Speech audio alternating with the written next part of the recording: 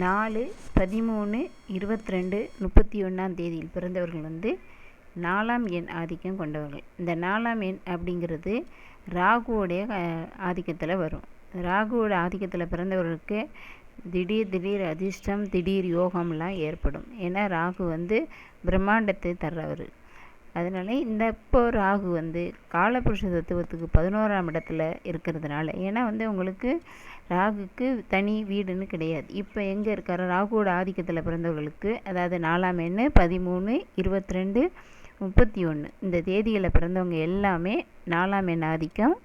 அதே சமயம் ராகுவோடைய ஆதிக்கத்தில் பிறந்தவர்கள். இந்த ராகு வந்து இப்போ லாபஸ்தானத்தில் இருக்கிறதுனால மிகப்பெரிய யோகங்களையெல்லாம் அடைப்புறாங்க. திடீர்னு அதிர்ஷ்டம், திடீர் வாய்ப்பு, திடீர்னு வெளியூரில் வேலை அதிக சம்பளத்தோட, இல்லை தொழில் செய்கிறவங்களா இருந்தால் திடீர்னு நிறைய லாபம் கிடைக்கிறது எல்லாமே கிடைக்க போகுது. கேதுக்கும் தனியாக வீடு கிடையாது. அதனால் காலபுருஷ தத்துவம் அப்படி 5ஆம் இடம், அதாவது பூர்வ புண்ணிய ஸ்தானத்தில் அமர்ந்திருக்கார். இதுவும் மிகப்பெரிய யோகத்தை கொடுக்க போகுது இந்த 4ஆம் எண் ஆதிக்கத்தில் பிறந்தவர்கள் எல்லாருக்குமே. 4, 13, 22, 31ஆம் தேதி அதில் மிகப்பெரிய யோகங்களையும் வெற்றிகளையும் அடைய போகிறாங்க இந்த 4ஆம் எண் பிறந்தவர்கள்.